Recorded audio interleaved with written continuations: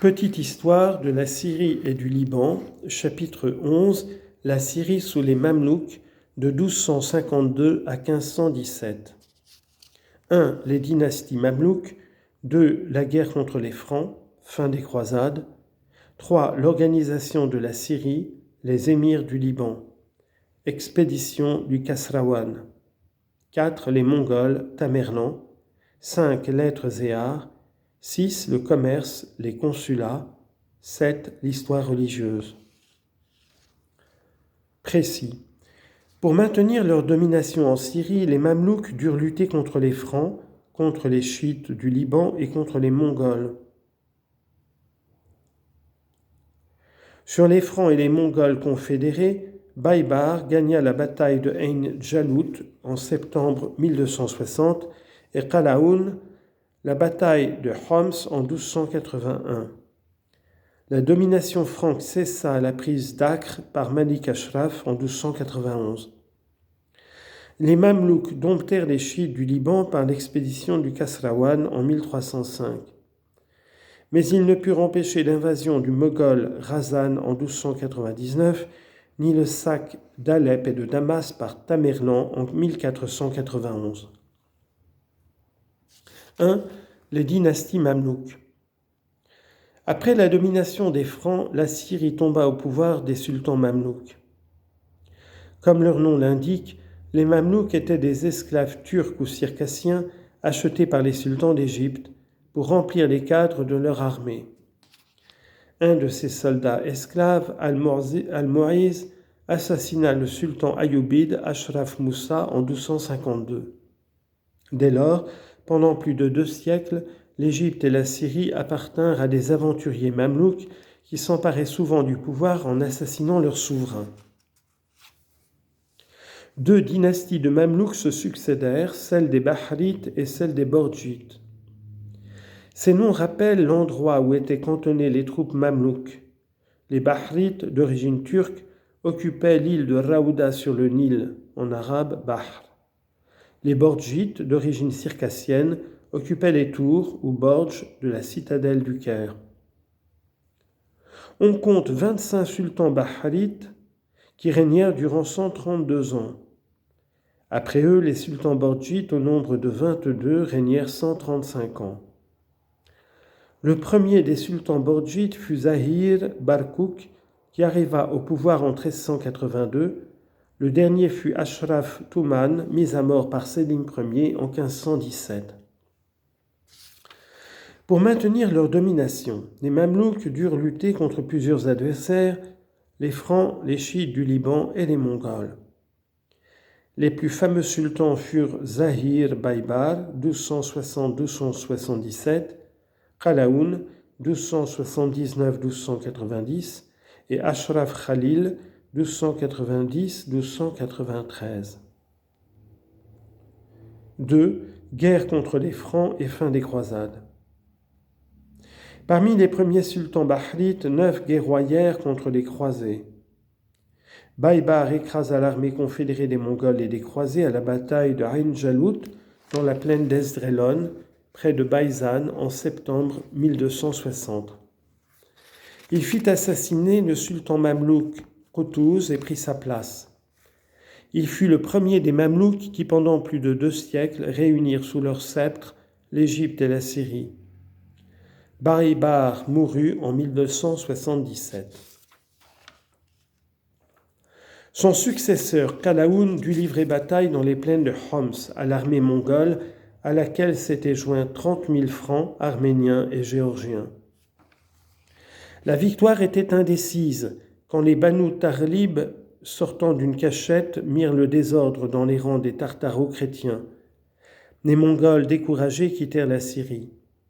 Qalaoun profita de leur retraite pour emporter les derniers châteaux des Hospitaliers, Markab, Marakia et enfin Tripoli en 1289.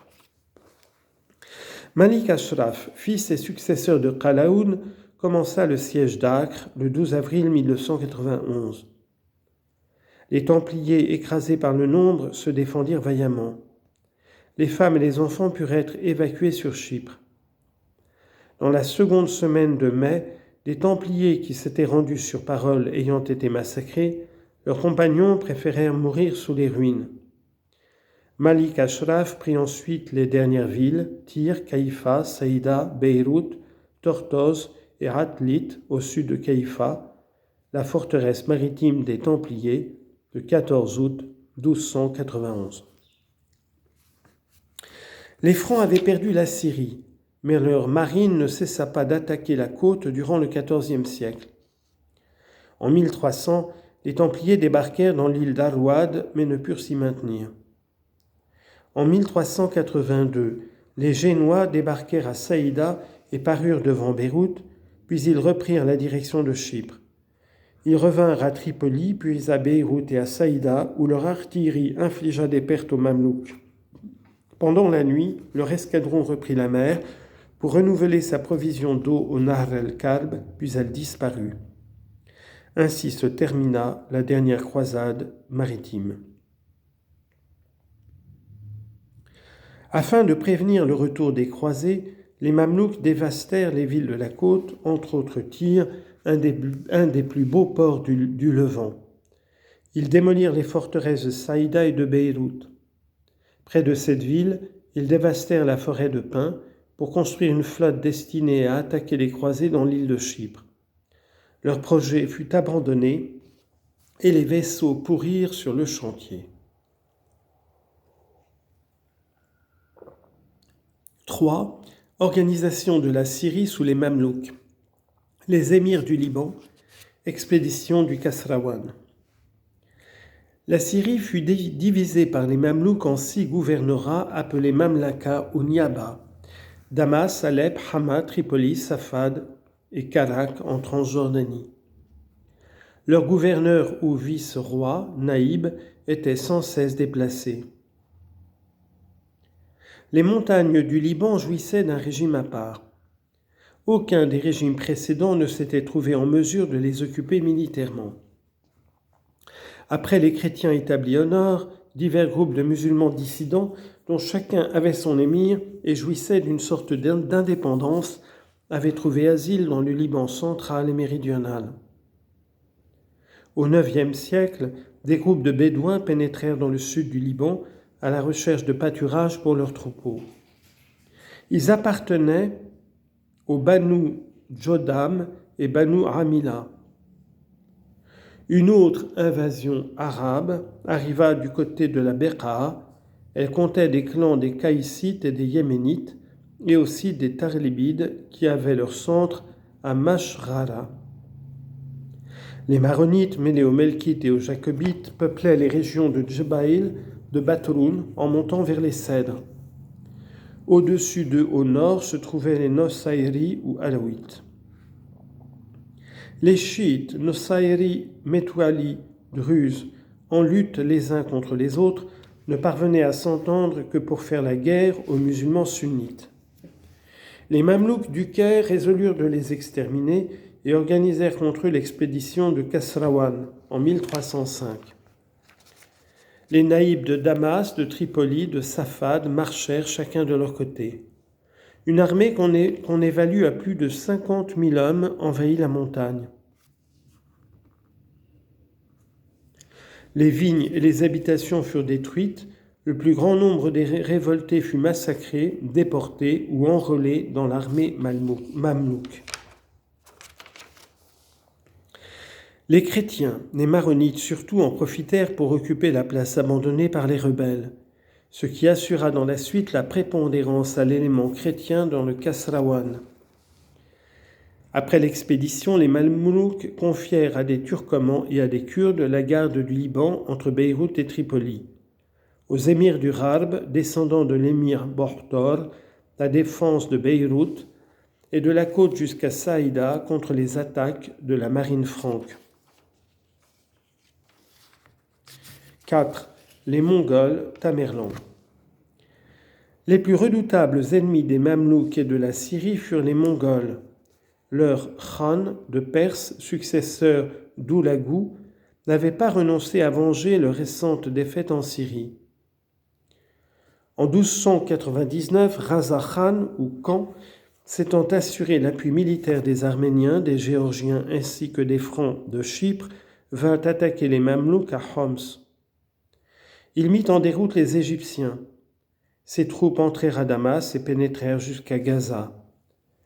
Les Égyptiens ayant envahi de nouveau la Syrie, Razan repassa l'Euphrate pour les refouler, mais il fut battu lui-même en 1303 à Madj es-Sophar près de Damas. En 1401, un nouveau conquérant tartare au renom sinistre, Tamerlan, envahit la Syrie. Il avait vaincu les souverains des Indes et de Perse. Ses soldats prirent Alep, la saccagèrent et se présentèrent devant Damas qu'ils pillèrent et ruinèrent.